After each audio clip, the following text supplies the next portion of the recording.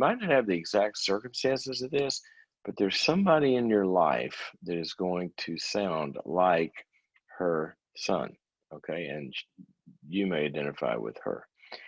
She raised her son, who's now 36, as a single parent. I've continued to give him substantial amounts of money for major and essential expenses. All right, I'm going to read that sentence again. I've continued to give him substantial amounts of money for major and essential expenses. Major and essential. Those are two big categories.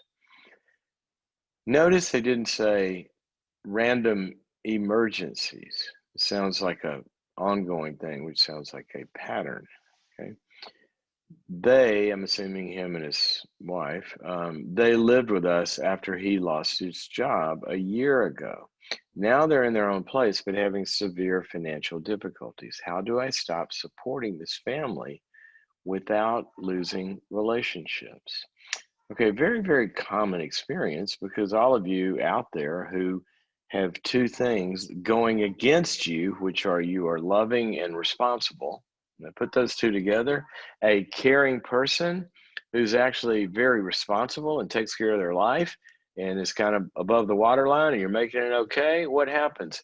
Well, people that need care and love, and people that need you to help them with their responsibilities that they're not able to pull off, that's a perfect match, isn't it? And so you're automatically pulled in to help. I am very glad, Mary, that you were pulled in to help.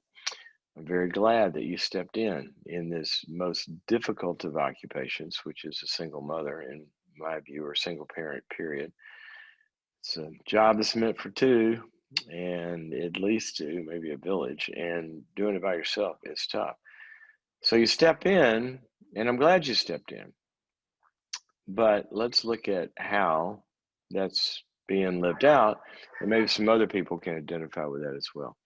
So I'm going to focus on the last sentence where you said, how do I stop supporting this family without losing relationships?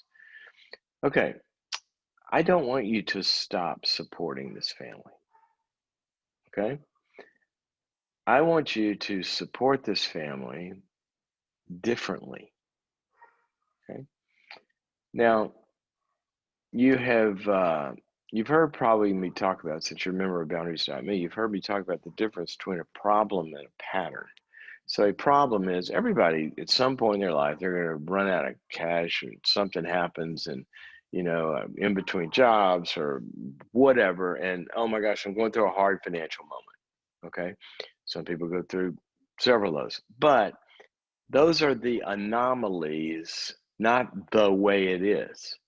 So they're normally fine, but hey, I'm going through a tough time. Well, what do we do with people in tough times? We come and help, and sometimes we actually provide what they don't have. We write checks. I mean, I've had friends over the years that have come to me, and whatever has happened in their family or their circumstances, and literally given them money. That's the way it's for them. Got them through the crisis, and they come back to pay it off. Generally, I say pay it forward, find somebody else, and that's in that same thing, and give it to them. All right, there you go. That's a great way to help. But what if they came back 2 months later, and 6 months later, and 4 months later? And when we see these perpetual crises, what we don't have is a problem. What we have is a pattern. And patterns tend to be given birth to by the way that people are glued together. Now, I understand that bad things happen to good people. And I know plenty of Jobs who, metaphorically speaking, who you just can't believe the stuff that has happened to them that had nothing to do with them causing it. I'm not talking about those people. I'm talking about where things are kind of pretty much normal, but the pattern is remaining. Okay, so how do you stop supporting them? I don't want you to stop supporting them. I want you to support them differently. So here's what I would do. I would sit down and say, son, I love you. You know that. If you don't know that, then, play the video of your last 36 years, because I stepped in and was mom and dad and everything else. And I've supported you significant amounts of money and, bailouts at times. And I did that because I love you, and I did that because I want to help. But one of the things I'm seeing now is that, and here's a good phrase that you can use, probably, is this: my helping doesn't seem to be helping, because what my helping is doing is paying for essentials and expenses. And I'd like to help in a different way. What I want to do is I want to help you to be able to get to a place where you can take care of yourself. And I want to support you in that. So here's what I'm going to do. I'm not going to support you financially, or if I do support you financially, it's going to be in the service of you being able to support yourself. Okay? So what we need to look at is, why does this continue to happen? Now, we may need to go sit with a good counselor to figure out what the pattern is here. Okay? We don't know what it is. Is it because your industry got washed away and you've been putting off developing new skills, going to learn a new trade, going to take some classes towards a degree or whatever? Is it because you're kind of waiting for it to come to you and you're not being active enough to go out and find it? Is it because you don't know how to manage money, that there might be enough, but it continues to go out? So let's figure out, what is the problem here? Okay. What's the pattern? Okay. What is the problem within how you're glued together? Impulse control, scatteredness, procrastination, fear of stepping out, lack of proactivity, basic dependency, fear of failure. I don't know what it is, but what we want to do is we want to address the root cause of this. Okay. And that may be learn a new skill. There's a lot of different things that we can do, but writing checks is not the answer. Okay. Writing checks continually is not the answer. So let's go talk to a counselor, or if it's whatever it is, what I would do is I'd probably go to a financial counselor first and sit down and say, here's the picture. And what they're going to show them, it may be a problem of expenses over income. Who knows? But here's my basic point. This guy needs a path to recovery. He doesn't need welfare checks from mom forever and ever and ever and ever and ever and ever. That is a big problem. A big problem. So say, I'm going to help you, but, and here's the bottom line, you have to agree to do some very structured things. Join a Dave Ramsey financial peace class, you and your wife, first of all, because you got to learn to do a budget. Okay. And you got to learn to stick to it. You got to learn to get rid of debt and all that. Go do that immediately. Okay. Secondly, let's go to an individual financial planner who's going to look at your situation and show you what you're going to need and work with you on that. Then thirdly, we're going to look at the vocational aspects of this.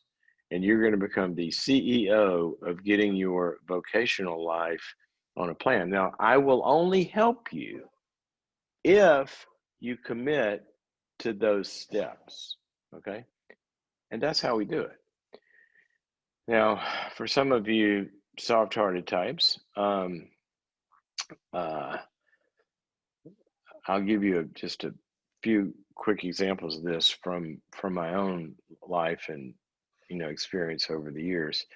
One of the places that I'm have loved so deeply over the years is the Los Angeles Mission, which is a kind of the for decades it's sort of been the city on the hill of homeless missions and rescue missions to the homeless in Los Angeles. Incredible work. It's been there for decades. I was on the board for 20 something years and have gone to emeritus status now, but I'm still a donor. Now, they work on Skid Row in Los Angeles, okay?